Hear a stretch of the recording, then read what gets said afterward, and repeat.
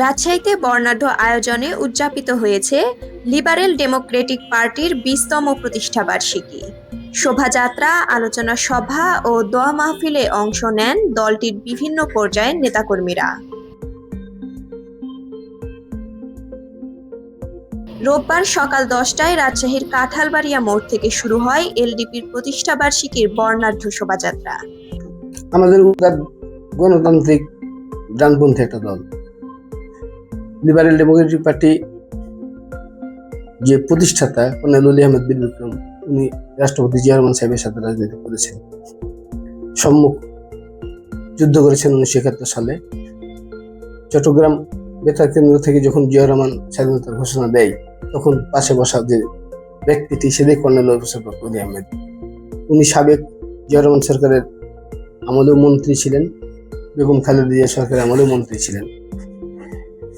উনি 2006 সালে বিএনপির সঙ্গে কোনো বিরোধ ছাড়াই নিজের মতামত, ব্যক্তিগত মতামত আপনার প্রদান করার জন্য, বিএনপিতে তো অনেক নীতি ফোরামে অনেক সদস্য, 13 জন স্ট্যান্ডিং কমিটি মেম্বার, তার মধ্যে উনি একজন। ওনার মতামতের সাথে দেখা যাচ্ছে যে অনেক মতেরই পার্থক্য হচ্ছে। তো সেক্ষেত্রে তখন ম্যাডামের সঙ্গে আলোচনা করেই তিনি দলকে আলাদা একটা প্ল্যাটফর্ম তৈরি করেছেন। আমরা বিএনপির বাইরের কোনো দল না, বিএনপির অন্যতম সমমনা রাজনৈতিক দল।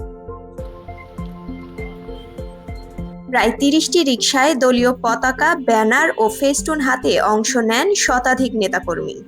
র্যালিটি নগরীর সাহেববাজার, আলুপট্টি, তালাইমারি হয়ে ভদ্রা রেলগেট সহ বিভিন্ন সড়ক প্রদক্ষিণ শেষে একই স্থানে গিয়ে শেষ হয়।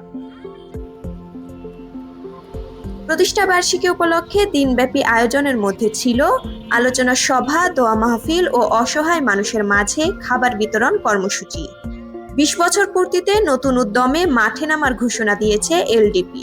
দলটি বলছে, জনগণের আস্থা নিয়েই তারা অংশ নেবে আগামী জাতীয় সংসদ নির্বাচনে। উত্তরভূমি, রাজশাহী।